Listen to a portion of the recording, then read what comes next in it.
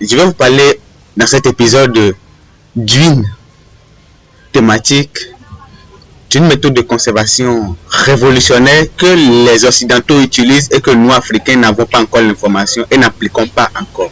Et cela, ça joue beaucoup sur les fruits et légumes sur le marché. Voilà. Et vous savez, une chose c'est de produire, une chose c'est de conserver. Constatez avec moi que les fruits et légumes importés tels que la fraise, la pomme, les raisins, la banane et plein d'autres produits ont une durée de conservation assez longue, très longue, que nos produits localement cultivés.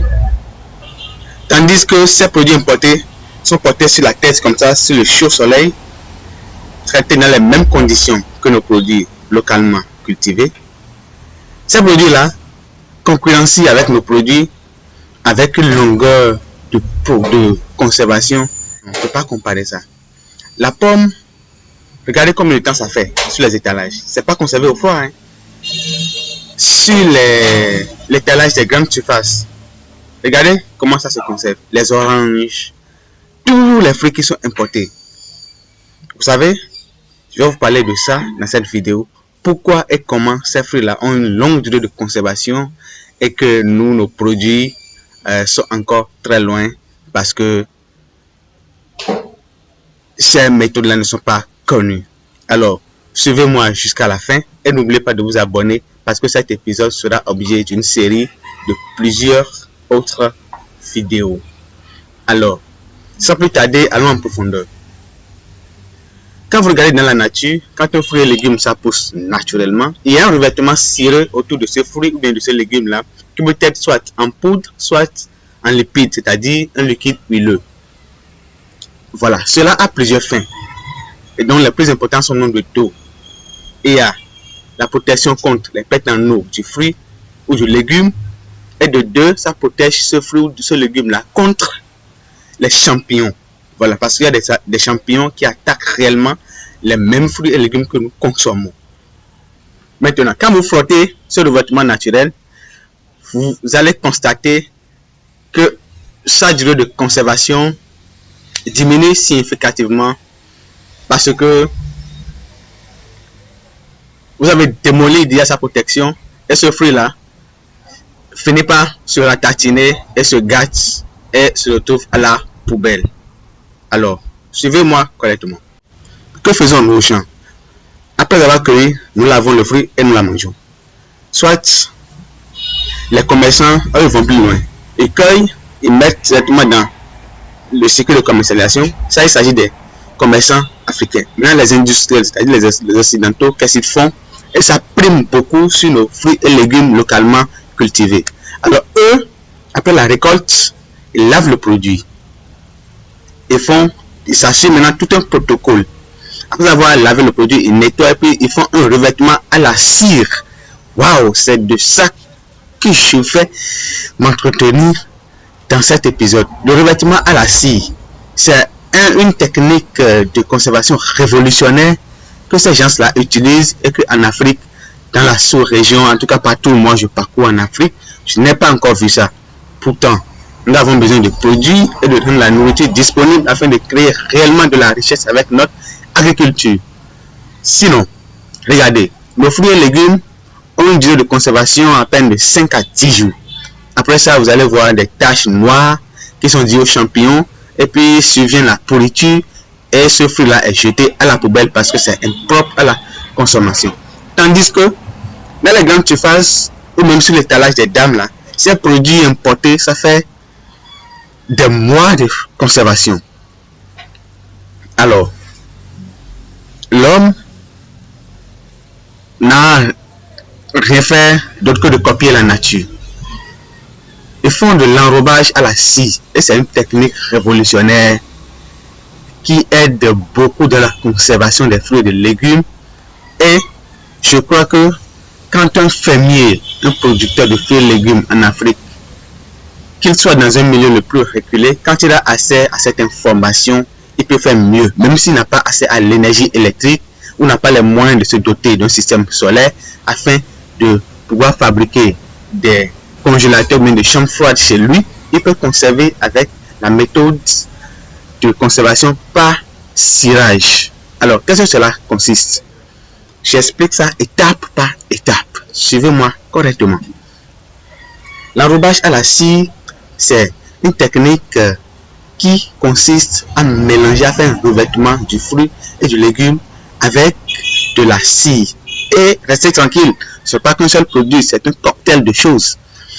Pendant de l'enrobage à la cire, il existe principalement 3 substances, à savoir, il y a la cire, il y a les fongicides et puis après un émulsifiant. Alors, je développe d'abord ce qu'on entend par cire. Le terme cire autrefois était appliqué à la cire d'abeille, mais maintenant c'est appliqué à toute substance ayant pour propriété de type cire. Donc, de manière à ce que nous pouvons distinguer aujourd'hui là 3 sortes de cire. Oui, j'ai vu 3 sortes de cire. Donc, je cite, il y a la cire à base de sécrétion végétale, la cire issue d'excrétion d'insectes et la cire synthétique, c'est-à-dire fabriquée par l'homme, qui est issue de produits pétroliers. Voilà.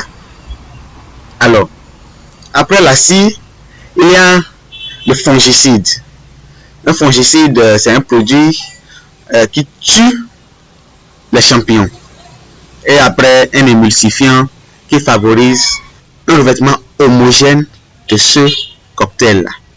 Alors, la cire, elle sert à quoi? Ça a 4 avantages dont je peux citer. Ça, d'abord, permet aux fruits et légumes de ne pas perdre de l'eau, donc de ne pas rétrécir. Et puis, deuxièmement, ça protège contre les champignons. Et puis après, ça fait quoi? Ça permet un support pour l'application de fongicides. Et puis après, un rôle de brillance. Vous savez, nous les humains, nous aimons tout ce qui brille, tout ce qui frappe à l'œil, nous aimons ça. Raison pour laquelle, quand vous allez dans les grandes surfaces, vous allez voir que les fruits et légumes importés, ça brille, ça frappe réellement à l'œil. Quand le producteur occidental, il cueille son fruit et légumes, il lave, il nettoie et puis il fait l'enrobage à la cire. Pour pouvoir faire quoi? Réduire les dépenses en eau, c'est-à-dire quoi? Issu de la respiration, de la transpiration du fruit et du légume, il réduit ça, si bien que son fruit ou son légume ne peut pas rétrécir rapidement comme chez nous ici. Il empêche ou réduit considérablement la maturation. Vous savez, il y a des fruits climatériques là, comme la banane et plein d'autres fruits aussi qui sont importés chez nous, qui mûrissent rapidement après la cueillette parce que c'est le métabolisme qui est comme ça. L'enrobage à la cire, ça se fait suivant la nature du produit et le type du marché visé. Par exemple, les fruits et légumes dont nous ne mangeons pas leurs pelures ou les coques, les oranges, la pastèque, etc., ont un type de enrobage qui les sont propres. Par exemple, là on peut utiliser la cire à base de pétrole, c'est ce qu'ils font. Et puis les fruits et les légumes dont nous mangeons les pelures, tels que la pomme, les fraises, le raisin, la tomate, le piment. Bon, la liste est longue. Pour ces fruits-là, on utilise de la cire naturelle, de la cire comestible. Si bien que, quel que soit l'emplacement de ce fruit-là, même s'il n'y a pas le froid, on peut conserver pendant de longues durées.